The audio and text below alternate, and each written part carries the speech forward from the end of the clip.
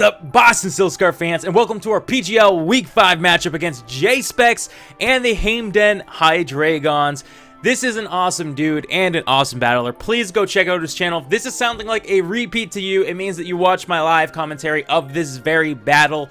However, that battle ended short because for some reason I hit my stop recording keyboard shortcut, which is my plus sign over there, and I ended up hitting that in the middle of the battle, so only half the battle got recorded. So I'm post-comming today so that you guys get the full battle, get to figure out what happened. Of course, I had a little thing in the comment section to let you guys know the outcome of the battles, tell you guys what you missed, but I figured I should post-comment anyway so you guys get the full effect. Starting today, when this gets uploaded, that old video is going to get deleted, so yeah, this is going to be the new video to replace it. Anyways, if you're not too interested in seeing the rest of that battle, you don't have to watch this. If you are, though, definitely check it out. And check out JSpeckz channel. He's seriously an awesome dude. Seriously an awesome dude. So anyways, you can see our matchup. We brought Donphan.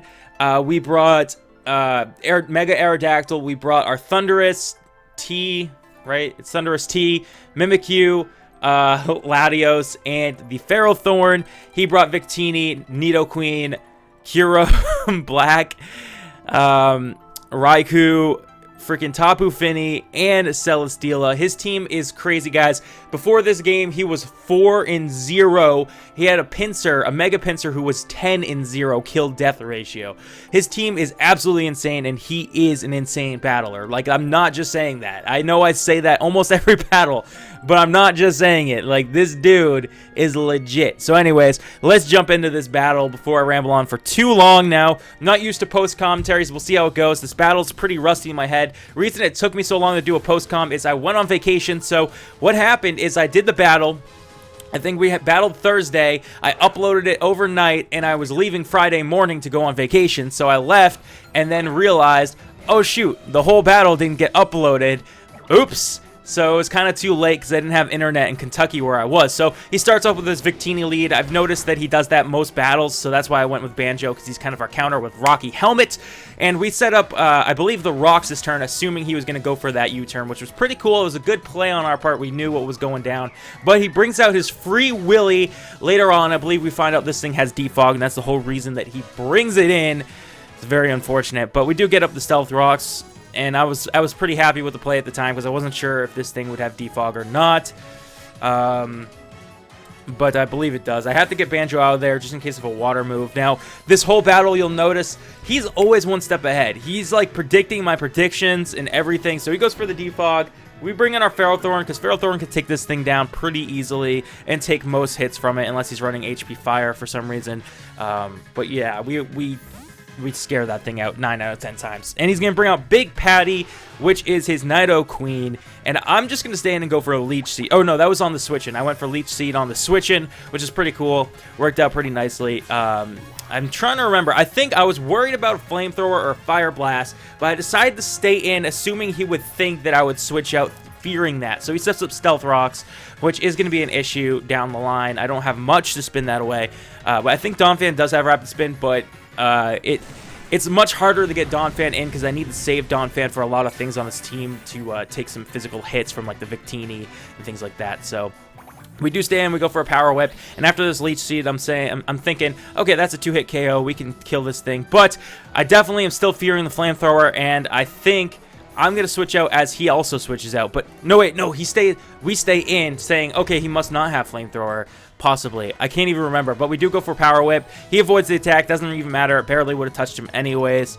Like I said, this battle's really rusty in my head, so I don't really remember too well. But we do switch out because we can't touch Celesteela. Pretty much nothing touches Celesteela. It's so freaking bulky, fat, and crazy. By the way, guys, if you go on to enjoy this battle, please go ahead and shield bash the like button down below. I appreciate the support. He goes for Flamethrower, hoping that we'll stay in with our Ferrothorn, but we are not doing that. I was kind of stupid here and brought Banjo in because I was like, I don't have anything to take like certain hits from this thing, and it was a stupid idea because it took away a lot of damage from our defensive tank. But I wanted to Rapid Spin, and I was thinking that would be an opportunity to do it. So we do it. We get a crit on the Kira Black with a Rapid Spin. Still does absolutely nothing, which is hilarious. But good job, Banjo, getting those crits out there. Good job. So here we are. I have to come back because, of course, he's got an ice move. At this point, I'm realizing, oh my god, my team is completely weak to ice. This is the only thing they can take an ice hit, and they can barely take it. And, of course, he's running substitute on his Kyurem. So I'm like, oh, great. Now, not only is he substitute, and he has obviously ice moves that kill my whole team, I can't hit him out of his substitute very well. So I have to switch out of Pinhead Larry and come into cosplay the Mimikyu, and I'm like, man, this is not the way I wanted to use Mimikyu this game. If I had saved Mimikyu for longer, things could have been different, but I had to bring Mimikyu in and break the sash because the only way I'm breaking the substitute is with a play rough. So that's what we're going to do. We're going to go for our play rough. And it's rather unfortunate, I'm going to be completely honest. So we do break the substitute, which is great. It means that he can't do anything else. I don't know what kind of set he was running other than this, but we do get a crit on that as well, which is 2 crits on this thing that didn't mean anything. But it's okay. It's okay. He's going to go for an Ice Beam, and that should take Cosplay out, which, man, it was really not the way I was looking for Cosplay to be played this battle, but, you know, it is what it is. I was so surprised they didn't bring his Mega Pincer either, by the way. That had thrown me for a loop. But, anyways, we're going to come in with Huggin the Latios. And, we outspeed this thing. We saw that he's substitute, so he's not Scarfed. So I'm thinking, I'm a Scarfed Latios, so I'm thinking I can just go ahead, go for a Dragon move or anything, really. And I go for the Dragon Pulse. And we do some damage to this thing, but not quite a lot. This thing is just so bulky. It's not very effective. It's not good.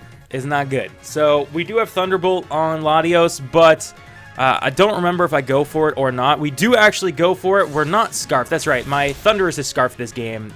Latios is Expert Belt. So we go for the Thunderbolt, which is a great play. It takes the Celesteela pretty low, and that's exactly what we needed. Now the only problem is I'm assuming he's gonna switch at this point. He's going to switch into something.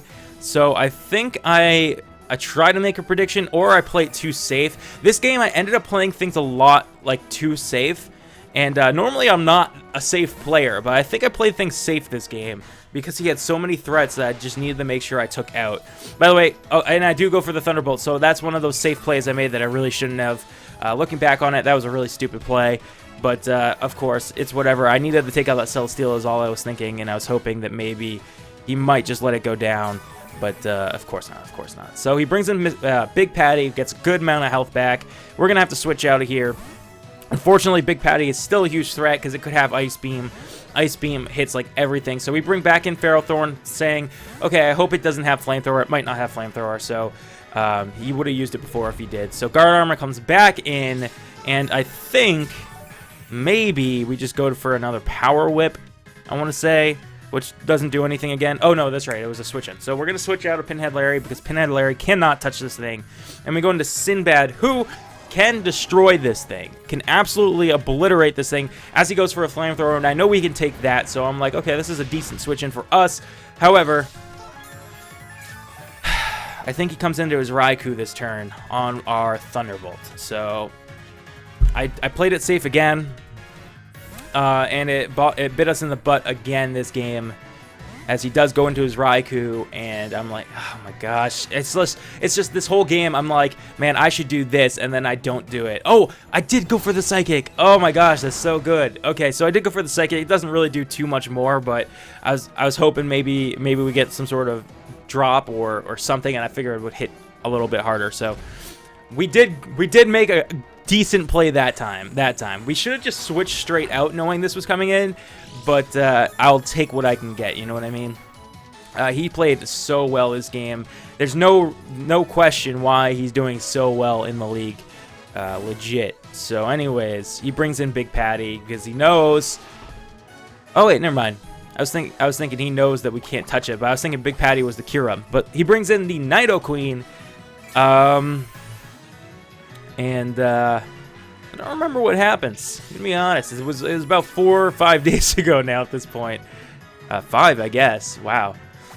Jeezums. Okay, so I'm gonna assume that we go for another Power Whip, but I'm not really positive. It says with Stealth Rocks. That's right. Because we had Rapid Spin earlier. He wanted to get those rocks up, so we're We're gonna Power Whip. We should be able to... Oh, this thing just lives, actually. Just barely lives. I remember being pretty upset about that one. I was like, oh my god, no. But Leech Seed brings him down, and he lives on like 1 HP from Leech Seed, and I'm so upset right now. And he does have the Fire Blast. He just didn't have the opportunity to use it earlier. So Pinhead Larry actually takes that pretty good because we're specially defensive Pinhead Larry with special defensive nature as well as full EV into HP and SP depth. So we do manage to take that thing down, but we take a lot of damage on Pinhead Larry in the process, and Pinhead Larry is really one of my main tanks for this game. Once you lose your tanks in a match like this, you are donezo, and he has done a really great job as of this point to whittle down my entire team. Everything on my team right now has damage on it. Everything. So it's looking pretty rough for me at this point, and I just go for an explosion to get rid of Substitute again. I'm like, Pinhead Larry's not living another hit from anything. I mean, everything has like fire coverage on his team. We're not living a second hit, so if I just explode, I can get rid of the Substitute, come in for free with Latios, and go for another Dragon Pulse or anything, or maybe even make the prediction that he might switch and go for a different move. But I'm trying to remember what we ended up doing. I think we might have went for another Dragon Pulse because it still hit everything besides his Tapu Fini, and I was like, he didn't bring his Tapu Fini last time, maybe he won't bring it in again, but I think he does end up bringing it in this time. No, he does go into Guard Armor. Whew, that's good, that's good. Okay. I should really remember this, but we do go for the Dragon Pulse, playing it safe, because like I said, I can't risk him staying in and then Ice Beaming my Latios. So I went for the Dragon Pulse to make sure we took it out, which, again, another safe play, kind of bit us in the butt in the end. But Guard Armor's pretty low. We can switch to another Thunderbolt and do some damage. But he is going to switch out, probably go back into his Raikou again, which he does go into his Raikou again, as I think we do go for a Thunderbolt, which is a safe play, but stupid play at the same time, because it's too predictable. That was the name of the game. This game was predictable plays that did not turn out too good. And right here we got a crit, and I don't think I realized in the live comm that it was a crit, so I was like, maybe he's not Assault Vest, because I was thinking to myself that he was Assault Vest, because that would have killed if he was Specs, and he would have outsped if he was Scarf, so I was like, he must be Assault Vest. But then I saw that damage on the Thunderbolt, and I was like, maybe he's not Assault Vest, but I think it was a crit and I missed it. Well, it was a crit, and I think I might have missed it, but he is able to take out Huggin, and that's an issue because Huggin and Mimikyu were there for Kyurem, and they're both gone. So it was kind of like a not great thing. But I finally get to bring in Kazooie, who is pink this game. Kazooie, I'm like, yes, I can finally Mega Evolve. This might give us the chance that we need to win. He does have Free Willy. If this thing was not here, I think we could have won this game. Actually, no, because he still has Victini, who is Choice Scarfed, which is a huge problem. But he brings this thing in, and I think we went gone for a Stone Edge. He eats it. All right. We still do a pretty good amount of damage for Stone Edge on the Tapu Fini. Let's see. I think it's about 40% maybe. Yeah, about like 45%, which is pretty good damage, but definitely not going to be enough. He can just tank our hits left and right. And here I'm sacking off Banjo. I'm like, okay, Banjo. Like, the only chance we have to win this game is Aerodactyl somehow coming through, maybe with a crit or something. So I switch in Banjo to kind of take the brunt force and just kind of go down.